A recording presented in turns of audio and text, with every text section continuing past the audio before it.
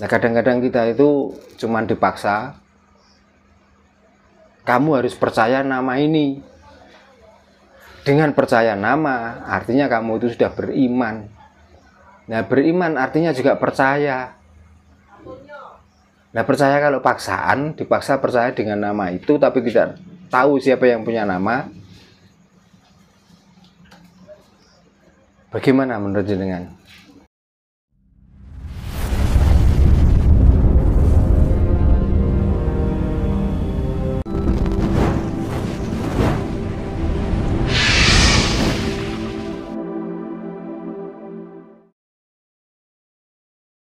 Rahayu Mbah Darno. Rahayu. Sugeng dalu Mbah. Yes, dalu. Biasa sadulur Hasana Jawa, saya sekarang sedang mengikuti rutinan malam Senin biasa di rumahnya Mbah Darno. Saya juga ditemenin sama channel Suryo Alam nih, ada Mas Indra juga gitu. Ini biar rame juga gitu kan Mbah. Nah sebelumnya kan Mbah, kemarin setelah saya beres ikut katakanlah sedikit menjelaskan tentang apa itu Raja Kolocokro dan sebagainya. Namun kan setelah durasi habis, Mbah itu sedikit menjelaskan tuh arti-arti atau makna yang sudah ditulis sama saudara semua. Nah, apakah diperbolehkan atau mungkin untuk dijelaskan pada malam hari ini gitu, Mbah? Monggo, Mbah. Ini kangge sedulur-sedulur sedaya ingkang sami rawuh. Sugeng dalu, sugeng pinanggih. Salam rahayu, rahayu. Rahayu saking dumadi, rahayu saking tumeta, rahayu ingkang pinanggih. Rahayu. Sugeng pinanggihan malih wonten ing papan kula mriki. Nganti acara ingkang sami rutinan setiap malam Senin kita ngempal datang mriki ingkang maksud lan tujuanipun kejawi kita menika melestarikan budaya Jawa, ugi berusaha untuk mencerahkan cara berpikir kita, cara menapaki hidup kita yang mungkin diantaranya dan sebelumnya masih ada yang kurang pas, masih ada yang kurang paham, masih ada yang masih buntu, bahkan ada yang baru pemula untuk memulai belajar untuk mengetahui pemahaman tentang Jawa.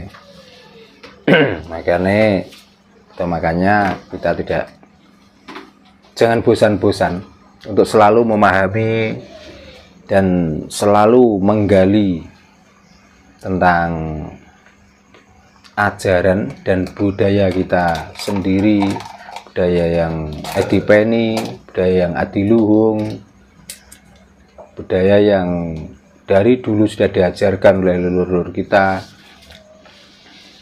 supaya kita itu lebih waspada, supaya kita itu lebih paham tentang perjalanan hidup ini, dan yang paling penting adalah supaya kita itu paham tentang yang selama ini diyakini banyak orang tentang berketuhanan yang Maha Esa. Itulah intinya. Kenapa kok kita sebagai orang Jawa, walaupun sebenarnya sudah paham, tapi kok selalu menggali apa atau tujuan? Apakah supaya kita tuh lebih pandai?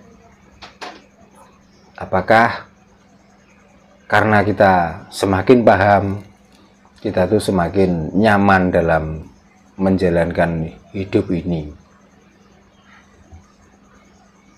Dan walaupun begitu, mestinya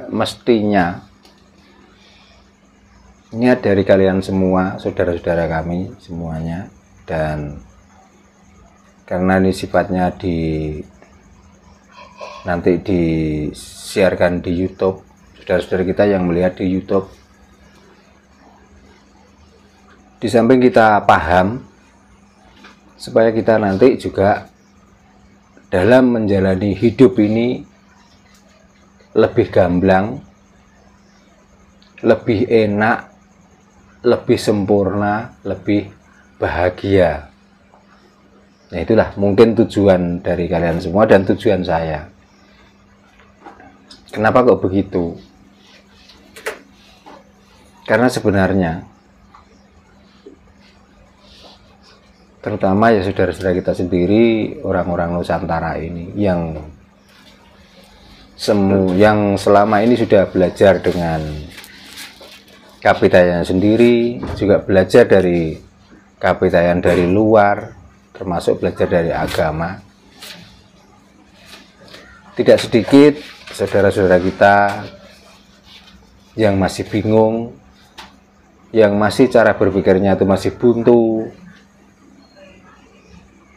yang cara menjalani atau menjalankan tentang hidup ini yang masih kurang gamblang, kurang plong.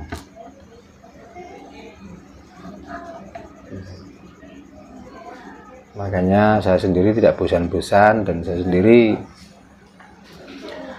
walaupun sudah pertemuan yang kita bicarakan ya seputaran itu, tapi kita mencoba untuk menerobos atau mencari metode yang lain supaya kita lebih gamblang, lebih pas, dan lebih paham. Itu. Karena ajaran Jawa, ajaran yang ditinggalkan atau diajarkan oleh leluhur kita itu sebenarnya ajaran kapitayan. Dalam arti ajaran kapitayan adalah ajaran yang terang benderang, atau bisa dikatakan ajaran kasunyatan. Apa maksudnya kasunyatan? Supaya kita di saat menyebut nama, baik itu nama teman, baik nama saudara, baik nama bapak, baik nama siapa saja, di dalam ilmu kapitayan kita harus paling tidak mengetahui siapa yang punya nama itu. Jadi nggak hanya sekedar mengenal namanya, tapi kita tidak tahu siapa atau sebenarnya yang punya nama itu. Nah, kadang-kadang kita itu cuman dipaksa,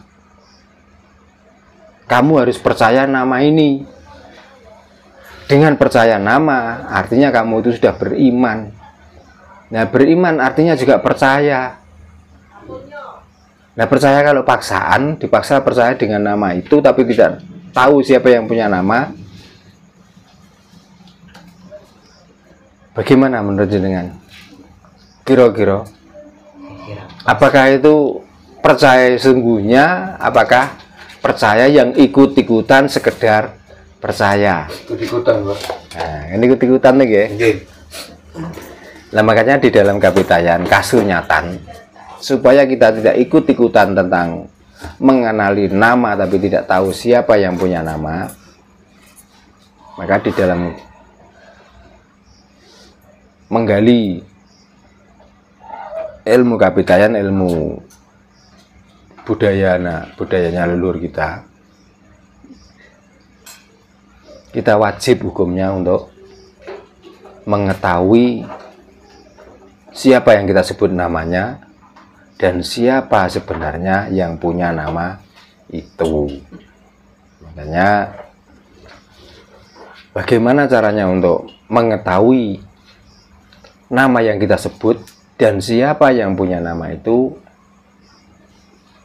Metodenya banyak, tapi inti dari metode itu adalah kita belajar patrap untuk membaca yang namanya Raja Kolo Cokro.